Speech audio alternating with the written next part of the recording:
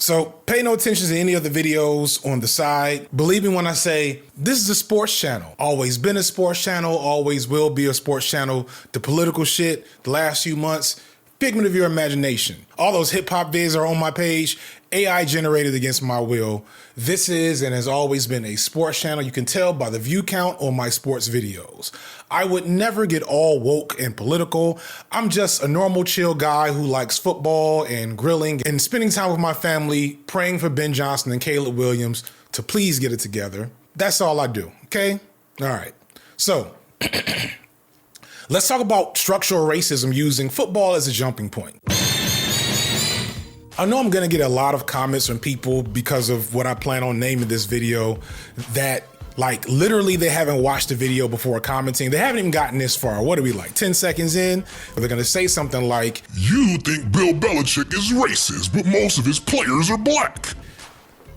I know you all are a special breed, but you're predictable. I know you're gonna do it. I appreciate you because you leave those dumbass comments. That helps the algorithm, helps make money. So go ahead, do your thing. Feel free to shame them in the comment section. You have my permission. But no, it's not that simple. It's not that straightforward. In fact, in this unique scenario, believe it or not, for you guys who look like this, right? This is y'all. I know it is. Surprisingly, it's in fact white wide receivers who are being unfairly treated and exploited in this equation. No, it's not reverse racism. Don't even start with that. But it is an example of how structural inequality works, and it's an exceedingly rare example of where the specific group being targeted happens to be white men. But let's do some background information to, bring up to speed my audience that unironically uses the term sports ball. By the way, stop unironically using the term sports ball. We get it. Y'all don't watch sports. Don't, just be less annoying. Bill Belichick is, or maybe was seen by many as the greatest coach in NFL history. Not me though, not ever. I never liked this motherfucker. This motherfucker cheated. Like, we really let that go way too easily. This motherfucker got caught cheating like twice, right? Now, I may have been hyperbolic calling him the most overrated coach ever at some point in time, but considering how his career has gone since the greatest quarterback in history of the NFL has not been on his team, his legacy seems to be sliding back down to being rated probably where it belongs. Not only does Bill Belichick have a 29-38 win-loss record since Brady left his team, not only did he not get offered any NFL coaching jobs in the aftermath of being fired by the Patriots, not only did his debut in college football get him embarrassed on national TV by a not powerhouse team, he also has ventured into weird old man territory by parading around this 24, 25 maybe now year old girlfriend. Bill Belichick is 73 years old. And I remember Bill Belichick's girlfriend wasn't even born yet. Gross. Belichick's out here trying to give young girls worms, and I don't like it at all, and that's another thing we really give him too much leeway for. But that's not what I'm getting at today. What I want to talk about is the interesting methods that Belichick used to build his teams in the 2000s and 2010s that helped make him a six-time champion. Belichick is known for creating the Patriot Way, which is essentially a code of conduct that he used to set the tone and manage his team and make sure that all his players were on one accord. In the aftermath of his tenure, there's been a lot of mixed reviews from players about how they felt about this particular code of conduct, which seemingly had a lot of rules, but also a lot of expectations and a lot of policing of behavior from players. However, it did work as the Patriots, again, dominated a 20-year stretch of NFL football in two distinctly different eras of how the game was being played. First, in the early parts of the dynasty, it was Belichick's legitimate genius as a defensive coach that helped him win 3 Super Bowls. And then there was a lull for a few years as the game evolved and became more offensive friendly, something I cover in my running back video on the main channel, which is also a sports channel. The FD Signifier main channel, definitely a sports channel. And you can tell by the view counts on that video. Please go watch it. Nobody watched that video. At least, by my metrics. It has Aaron Foster and Aaron Maben in it. It's good shit. And in that video, I do mention that in the 2010s, the game became more open and suddenly Tom Brady became the engine to that team's success. And then they won 3 more Super Bowl championships. So there has to be something to this Patriot Way thing, right? And there was. And my assessment is that the Patriot Way was basically a totalitarian framework for governance on the team. AKA, it wasn't the Patriot Way, It was Bill Belichick's way. And to maintain this, Belichick would do some controversial and in many ways counterproductive things. One of the most notable elements of Bill Belichick's Patriot Way is that it caused him to never want any singular person on the team who was too big of a star, even if it meant getting rid of or avoiding the most talented players he had access to, especially when it was time to pay those players. Belichick seemingly felt like having really talented and well-paid players meant them having more power and autonomy to not submit to his authority, which is probably true. However, many other Super Bowl winning coaches during his time, like Pete Carroll or Mike Tomlin, are fine with those types of challenges and showed themselves more than capable and willing to manage big and well-paid personalities who were also talented so that they can contribute to the team. Belichick didn't want all that. He literally preferred a less talented team that was always on one accord, always followed his lead, and never deviated from that Patriot way. So over the course of his career, Belichick was known for letting go of or not re-signing some of his best players. Guys like Willie McGinnis and Ty Law were legendary players on the Patriots in their early days and were released maybe a year or two early to save money. Wes Welker is another example of a highly skilled, very important player later in Bill Belichick's tenure, and he was let go because they stopped getting along. And we're going to come back to that later. Also of interest is the fact that Patriots always drafted lower in the draft and rarely traded up for higher ranked players. In fact, they seem to be more likely to trade down to get more picks at players who were lower ranked, hoping to find diamonds in the rough. According to an article I found on the New England Sports Network, between 2000 and 2021, Bill Belichick made 82 draft day trades, with most of them being him trading back to get more picks. The next highest team for draft trades was only at 61. So this meant that he was less likely to take players who had the right to autonomy and being treated a certain way, and instead opted to take on more players in lower and middle rounds who might have less talent but will be more likely to be loyal and amenable to the Patriot way, which brings me back to that really interesting fetish he has for white flesh at the receiver position. Now, in a perfect world, with all things being equal, white wide receivers wouldn't and shouldn't be any special thing. And today in the NFL, they're not looked at with the same level of oddity that they were 20 years ago when Bill Belichick first started this pattern. But we don't live in a perfect world, and thus certain sports, certain types of athletes, they do have a racialized nature. They do have images and stereotypes that come to your mind when you think of that sport or that type of player. As a whole, pro athletes come in all shapes and sizes and races, but depending on the sport, the skills, the athletic abilities required to play, you will see those racial patterns emerge. Racialization is basically the process of attaching meanings and concepts to identities within a racial category. It's kind of a more academic way of talking about racial stereotypes, except it does have the capacity to be much, much deeper and more complex. I can't explain all that to you right now. If you're really more interested, do some Googles. I'll maybe see if I can find a video. But let's talk basketball, right? A sport I don't pay a lot of attention to, so I apologize if I'm wrong about this, but it seems like one of the best players, if not the best player in the league, is Nikola Jokic, right? Right on? Honestly, who cares? If you got the point across, then you were understood. Joker, as he's often called, is part of what I feel like is like a second or third generation of elite basketball players from Eastern Europe, going all the way back to players like Toni Kukoc and Dražen Petrovic in the 1990s. Jokic being arguably the best player in the league is somewhat of an odd thing for the moment because those players back then were never considered at that level because of the racialized nature of basketball as a sport. American basketball is literally a part of racist jokes that white dudes say here in America because we often imagine the basketball player to be these large, genetically gifted black men who dominated the sport for decades. And so when we imagine what a good basketball player looks like, what good athleticism looks like, it's not Nikola Jokic. His jump shot looks really awkward. He runs like he has on gravity boots and his feet keep getting stuck to the ground. And he doesn't look athletic to the naked eye compared to, say, someone like Joel Embiid, who plays the same position. But I'm pretty sure, let me know if I'm wrong, Jokic, Joel Embiid, right? Am I gonna get beat up on Twitter for that?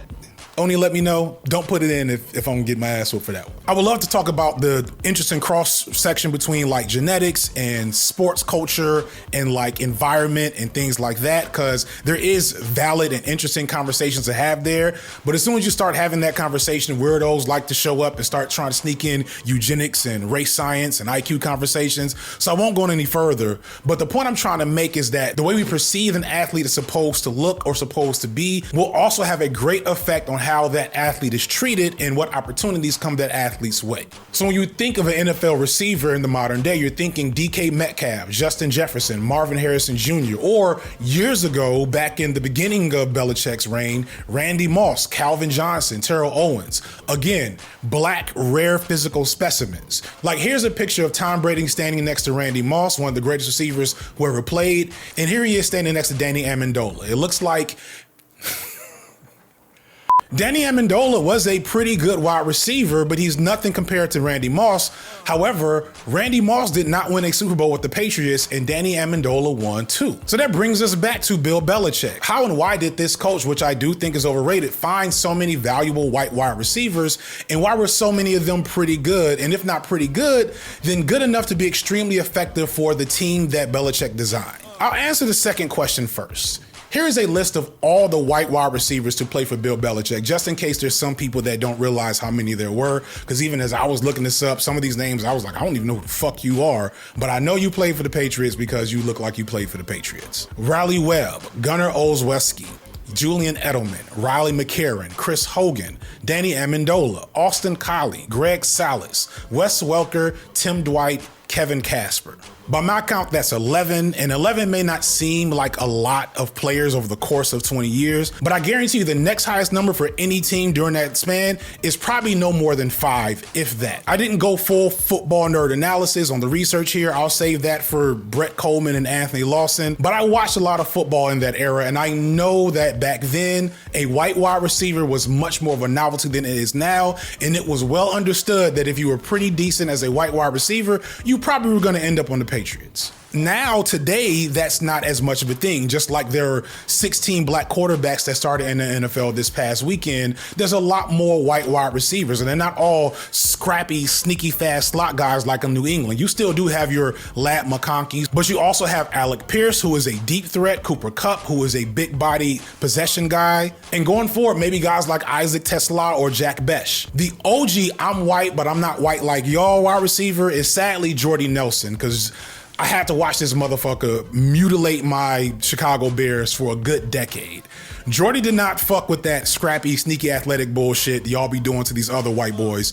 Jordy was a country boy from Kansas. He was 6'3", 220. And while Belichick had all these white guys playing in the slot, Nelson was on the outside mossing people and outrunning niggas like he was from South Florida. It was horrible to watch. But again, all of those names are from multiple teams, and most of them, regardless of their melanin deficiency, do have unique physical traits that you will want from any high-end NFL wide receiver. Conversely, all those names I mentioned from the Patriots, I think Chris Hogan is the only one that's over 6 feet tall, and he was nothing special, especially compared to Welker, Edelman, or Amendola. And those three low-key could make a 3 guys in a trench coat joke if they wanted to. They were just little guys playing big football. So that brings us back to, how did Belichick make it work? I don't think he deserves full credit, as he was a defensive-minded coach, but also the offensive coordinator for most of this time was Josh McDaniels, and he's been proven to be an idiot, so I don't want to give him too much credit either, which means I have to give the credit to Tom Brady, who I hate. I hate Tom Brady, but game recognized game. You have to give respect where respect due. He is the greatest quarterback of all time, no matter what I wish was the case. And he showed it because of the way he was able to make this half-brained strategy from Belichick and McDaniels work. At some point, they must have recognized that the changing rules in the NFL in the late 2000s made the passing game much easier. Specifically, it made getting physical with wide receivers in the form of pressing them or delivering hard hits basically illegal. You basically can't touch receivers until they catch the ball right now. And if they catch the ball during a tackle, it better be a nice form tackle, not the Steve Atwater, Ronnie Lott hits that I grew up. So whereas before, 25 years ago, you needed a 6'2", 210 Michael Irvin to fight through press coverage and absorb big hits and make tough catches over the middle, now you could get shifty, scrappy, pure football player, 5'9", 185-pound Wes Welker to barely get touched off the line and absorbed a decent form tackle to complete the exact same task. And if you wanted extra juice, you could find a elite field stretcher like Randy Moss or Rob Gronkowski to force the defense to play back to cover him and leave a ton of space open for Julian Edelman or Danny Amendola underneath. This combination, along with having a legit sicko playing quarterback, made the Patriots damn near unbeatable for a decade where they barely lost more than 5 games per year, went to 5 Super Bowls and won 3 of them. So it's a combination of having Tom Brady and the rule changes that made it work, but it could have also worked with black players. In fact, many of the first slot receiver type guys that the Patriots had were black players. Terry Glenn, Deion Branch, Troy Brown. These were pretty much the same guys in terms of stature. They were much faster and more athletic, but they played the same role. But Belichick switched to white versions that were less athletic at a certain point when really having a guy like Terry Glenn or Troy Brown would probably have been much more valuable. But I want to be clear. Players like Edelman and Amendola and Wesker were genuinely good receivers, especially in that design role. Amendola was a good receiver before he got to the Patriots. He was just riddled with injuries, so he never reached his full potential when he was with the Rams. If you watched at any point Julian Edelman play, you know he was a monster, regardless of being a little guy. And Wes Welker was a really good receiver, probably the best pure receiver of all 3 of them. He was on 3 different teams and still had the same elite production. The rest of the names on that receiver list are kind of meh. Tim Dwight is maybe the only notable name on the list, but that's like 2002. So like, what's happening here? Most of these guys were either late draft picks or undrafted bargain bin dart throws, and that's where we see the real play happening. Arguably because of their physical limitations and that perception of what a real receiver looks like versus the sneaky, scrappy, oh, he's sneaky athletic, he's just a football player. You know, those code words, those dog whistles for white wide receivers. Because these guys didn't fit that mold and didn't have high stock coming in, they would be less likely to feel entitled and more likely to submit to the authority of Belichick. And more importantly, much more willing to be underpaid for their very valuable labor. Now we're starting to get woke. Yeah, you made it this far. Just keep on, stay with me here, because this is where it gets deep. In 2016, Julian Edelman had 98 catches for around 1,100 yards and 3 touchdowns. And that wasn't even his best year as a player. In that same year, a 33-year-old Larry Fitzgerald had stats within the same range, and he was on for him a cheap contract that paid him $11 million a year. Edelman's contract at that time, $4.5 million.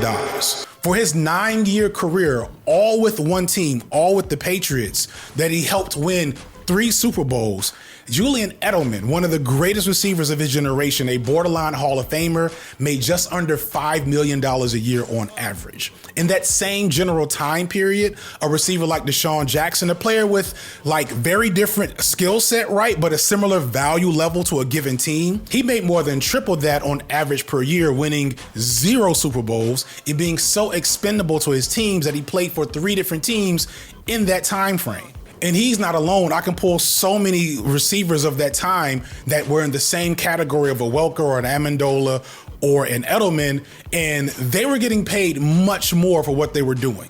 Now, the casual racist white guys, again, you guys right here watching the video that somehow stay finding my channel, you're going to say, See, that's reverse racism. White men are the real victims. DI woke. But the real woke folks watching are going to recognize what's happening, which is just a rare example of a typical situation, which is labor exploitation done by those in power. In this case, Bill Belichick, who, by the way, wasn't just a coach, he was the de facto GM. He ran the entire team. And Belichick recognized that the system created a value opportunity for his team to get those marginally athletic white receivers who had a few useful skills, but not enough to make them as valuable to most other teams, which meant that they would go undrafted or lowly drafted and be cheap and easy to acquire and easy to replace. Here on the left, we call this the race to the bottom. It's how capitalists degrade the nature of work and labor to a point where the quality of work and the value of the labor becomes worse and worse, but it's fine in the eyes of those who hold power because the labor becomes so cheap that they can still produce profitable or effective enough results while underpaying the people providing those results.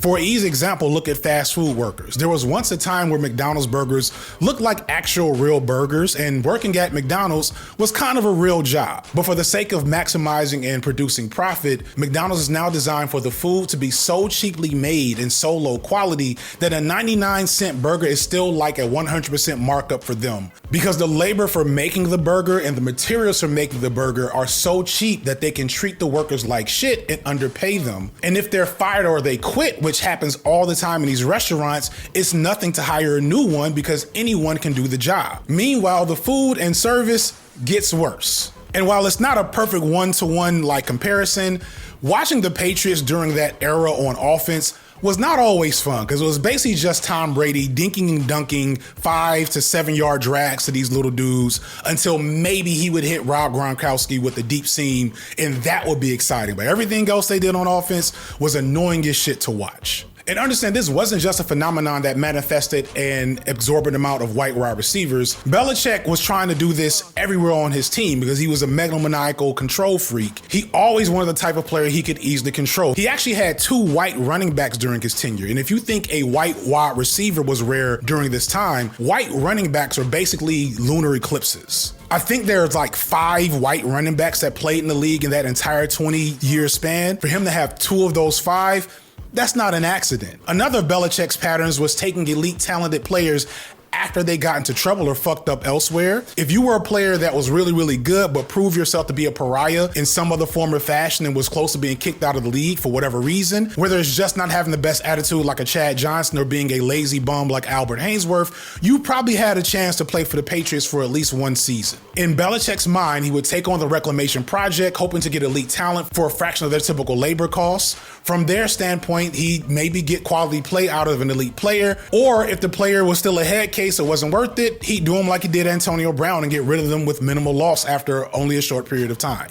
And all this is why Belichick was always dumpster diving for 5'9", 180-pound Austin Collie or Gunnar Olszewski. These pure football guy wide receivers. Because the game was designed to let them be more effective than they had ever been at that point in time. And because they were desperate and they knew that specifically their particular physiology and presentation meant that they would be underestimated, he could come in and use that against them to underpay and mistreat them. And if you've ever heard Julian Edelman and Wes Welker talk about their time with the Patriots, there's some bitterness there. It just is. And all of this only worked because Belichick had Patrick Bateman playing quarterback for him, who, by the way, Brady also took pay cuts throughout his career. The greatest quarterback of all time was constantly underpaid while he was doing amazing shit with the worst players in the league. Brady was literally taking pay cuts with the idea that Belichick would help build a better team for him. And when he realized that Belichick was basically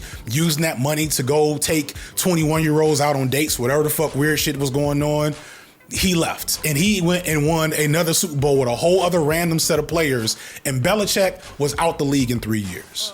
Once Brady left, Belichick's Patriot Way didn't work anymore. And remember, the Patriots was Belichick's second coaching job in the NFL, with the first being the Cleveland Browns, where he traded away their high-level starting quarterback for the same megalomaniacal control freak reasons that he did all this other weird shit with the Patriots. I guarantee if Brady never emerges, if he goes to another team, and Belichick just has Drew Bledsoe, a good but not great quarterback, he maybe has a 5-year-long career as an NFL head coach before becoming an elite journeyman defensive coordinator like Vic Fangio, Dick LeBeau, or Dom Capers. Ball knowers know those are some great references right there, but I'm getting all over the place. I'm sorry. I'm a sports YouTuber, so like we have to do the sports like this sometimes. You gotta let my undiagnosed autism just like wash over you as I talk about football. But I do think I accomplished 2 things. 1, we got the shit on Bill Belichick for being an overrated, weird, freaky frog type dude. And 2, we got a lesson in system analysis. We took a social phenomenon. The Patriots under Bill Belichick are known for having white wide receivers, white skilled players in general. And we know why this happened. And no, it's not due to the way you all tend to conceptualize racism. It's not due to a general hatred for black players or a love of white ones. If he loved these white wide receivers, he'd have treated them well. He did not. It's because Belichick created a structure of exploitation on his teams that happened to make the white skill players more valuable than they would have been anywhere else in the league. And this is what people usually miss about racism and why structural analysis is important, because it's not a simple moral failing that creates these types of situations. It's the structures and systems of power that influence them in ways you don't often recognize unless you look at the whole system. And just like with real issues of racism, it won't be fixed by punishing the individual racist. As in Belichick's situation, the fix comes by removing the power that makes the structure possible. So shout out Tom Brady, but not really, because I really do hate that dude. And both of those motherfuckers are Trump voters, by the way. Let's not celebrate these motherfuckers too much. So yes, I'm an elite sports YouTuber, but I'm actually not the only black sports tuber on my streaming service Nebula. Did you know that Nebula now is also the home to Kofi, who was once a contributor to Sports Nation, aka Secret Base, but has broken out on his own and is bringing sports commentary and video essays to the Nebula platform, which is where you can also see all of my videos ad-free, but more importantly, see all of the cool things we're cooking up that YouTube will never allow you to see. If you know anything about Nebula, then you know that we've had some of the most talented and forward-thinking creators around. And because we have so much talent on our roster, we have been expanding to say, what if we give this talent the resources to go bigger and better than what they thought possible? Along with my short film Talking to White People, you also have full documentaries from Tom Nicholas, where he examines how the baby boomer generation is affecting the world. There's also short films from Jesse Gender and Philosophy Tube, reality shows featuring a bevy of creators, travel shows, even narrative podcasts, as well as a ton of content from legendary creators like Lindsay Ellis and Jacob Geller and real life lore that can't be found anywhere else. It can only be found on Nebula. Nebula is owned by creators and funded directly through you, the viewer. We don't have any big tech dollars propping us up that we have to answer to, and we want to keep it that way so that we can continue to make the exact thing that we want to make and to be as weird and out there as we can. And to do that, we rely on your support. So to help us on this evolution, please click the link in the description or follow the QR code on the screen to sign up for a full year of Nebula for 40% off. Or if you really got it like that, you can pay $300 for a lifetime membership, meaning that you'll have access to Nebula forever. You'll be supporting the growth, not just of my channel, but of creators like me to continue to go beyond the limitations of YouTube and modern media as a whole. Thank you for watching this far into the video. Thank you to Nebula for sponsoring the video. I'm FD Signifier, and this has been Light Work.